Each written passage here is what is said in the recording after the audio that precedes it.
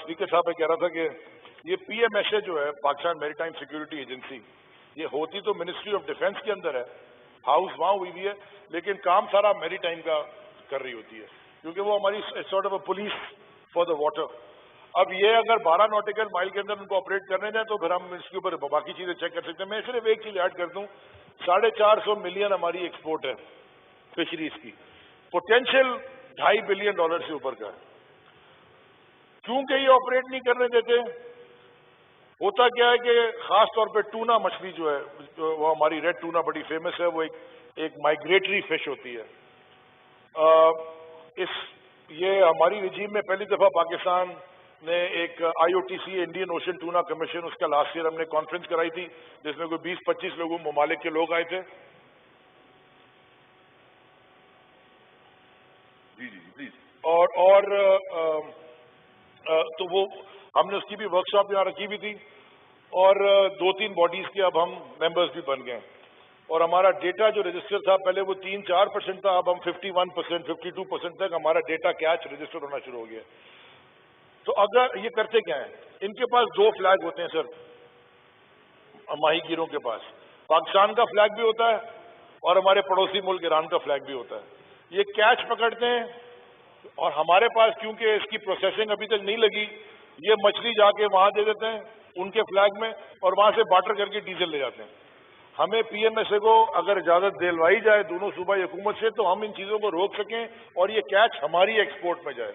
और आखिरी में मैं ये कह दूं कि जो कुरंगी फिश हार्बर है कराची में, जो कि आगा रफीउल्लाह साहब के हल्के में आता है, लेकिन वो डीप सी फिशिंग के लिए एक वही हार्बर है, तो उसकी मैंने बजट की स्पीच में भी कहा था, फंडिंग सिक्योर कर ली है, उसके PCs बन रहे हैं, उसकी पूरी हम अपग्रेड कर रहे हैं, जहां पे हम अपॉर्चुनिटी देंगे प्राइवेट सेक्टर को आके वो अपनी फिश प्रोसेसिंग प्लांट्स भी लगा सके, उसका ऑक्शन हॉल भी ठीक कर रहे हैं, इंटरनेशनल स्टैंडर्ड्स पे AC जहां लगना है, आइसिंग कहाँ होनी है, तो वो सारी चीजें हमने प्लान में ले आए और बजट में और PSDB प्लस में वो जा भी चुकी हैं। Thank you. बहुत अच्छी बात है अली जैद साहब, आपकी मिनिस्ट्री बहुत इंपॉर्टेंट है और बहुत बड़ी जो है ना इस मुल्क के लिए जरा मुबादला वो कर सकती है। Thank you.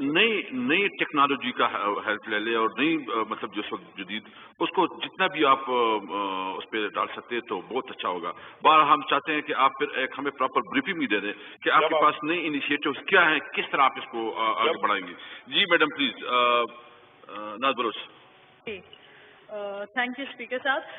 मेरा सवाल मिनिस्टर साहब से ये है, क्योंकि उन्होंने काफ़ी डिटेल में हमें बहुत सारी बातें बताई भी हैं, एंड आई एम श्योर वो ही बिलोंग्स फ्रॉम कराची, तो काफ़ी चीज़ों में एफर्ट्स वो कर भी रहे होंगे इस मामले में। लेकिन सिंध में जो नई रजिस्ट्रेशन है इनकी जो कश्तियों की, वो उसको इस वक्त हॉल्ट किया हुआ है, रोका गया है, क्योंकि ऑलरेडी बहुत जो है समंदर में इस तरफ कश्तियाँ और ट्रॉलर्स बहुत हैं।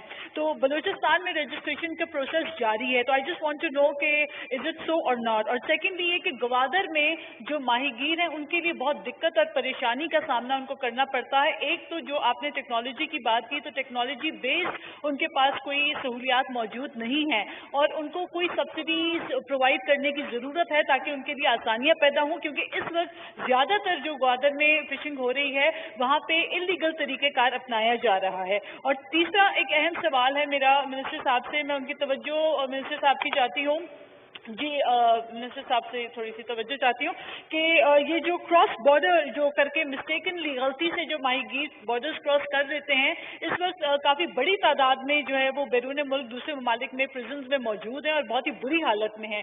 तो उसके लिए I request the minister to make some very serious and effective efforts, ताकि ज़्यादा जल्द अज जल्द हम अपने उन माहीगीरों को वापस ला सकें। जी अली जैद साहब प्लीज। स्पीकर साहब 3 चीजें उन्होंने पॉइंट आउट की हैं। एक जो कि हमारे माहीगीर अरेस्ट हो गए हैं, क्रॉस बॉर्डर जाके बाय मिस्टेक जाते हैं, उसके लिए ministry of foreign affairs is the right ministry, और या मिनिस्ट्री ऑफ ओवरसीज पाकिस्तानी, वो दोनों मिलकर करें। हमारी उनके से खता उनके भी हम पकड़ लेते हैं। अभी भी एक हिंदुस्तान का जहाज कई, बल्कि मेरे ख्याल में जब मैं मिनिस्ट्री में जब से खड़ा हुआ है, अरेस्ट हो गया था हमारे पास, क्योंकि वो उनका ओनर भाग गया था, जहाज हमारे पास था, हमारे ड्यूज नहीं देते, हमने खड़ा करके रखा। दूसरा जो उन्होंने बात की गवादर के माहीगीरों की, ठीक है, उनके 3-4 बड़े इशूज थे। उनका बड़ा पहले इशू ये था कि जो ईस्ट में एक्सप्रेस वे बन रही है और उनके ख्याल में वो उनका रास्ता रोक रही थी, तो उसके ऊपर हमने चेंजेस करके तो वो ईस्ट में एक्सप्रेस वे को अब ब्रिज ان کا جہاں راستہ رکا تھا وہاں برج بنا دیا. دوسرا ان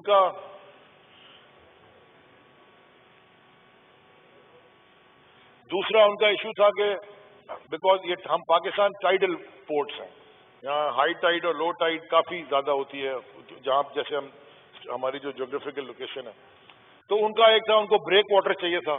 وہ بھی بطانی صاحب کو پتا ہے کہ ہم نے بریک واٹر بھی اپروو کر دیا. بریک واٹر ایسا ہوتا ہے کہ وہ آپ ایک پانی کو روکنے کے لیے 1-2 کلومیٹر کی ایسی بنا لیتے ہیں ایک دیوار, تاکہ وہ ہائی ٹائیڈ پروٹیکٹ جائے, تاکہ وہ ہائی ٹائیڈ میں ان کے جہاز آپس یا ٹرالر ٹکرا نہ جائے اور ڈیمیج نہ ہو. اور تیسری انہوں نے بات کی تھی کہ ایم ایم ڈی نے کسی کو روکا ہوا ہے. ہمارے پاس اگر کوئی رجسٹر کرنے آئے گا کشتی لیگل ہوگا تو ہم اس کو روک نہیں سکتے, بائی لا ہم نہیں روک سکتے, اس کا کام ہی ایم ایم ڈی کا رجسٹریشن کا ہے.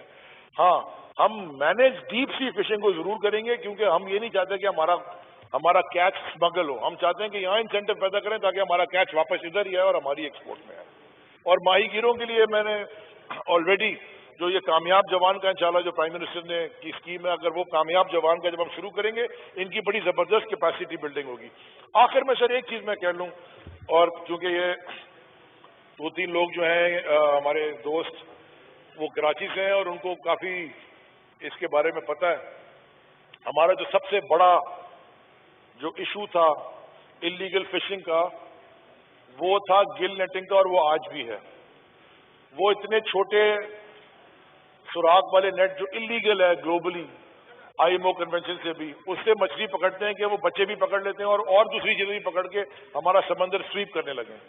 تو وہ ہم ان کو ٹرین کر کے ماہی گیروں کو ہم ان کو دوسری نئی ٹیکنالوجی اس کو لانگ لائننگ کہتے ہیں, ہم اس پہ لے کے جا رہے ہیں اور ہم نے 2 ایکسپیریمنٹ اس کے کیے بھی ہیں. تو اس کی جب ہم ٹریننگ ہو جائے گی تو یہ کیچ جو $1 پر کلو جاتا ہے وہ $10 پر کلو چلا جائے گا, تو ان کی تو بہت انکم میں اضافہ ہو جائے گا. Thank you.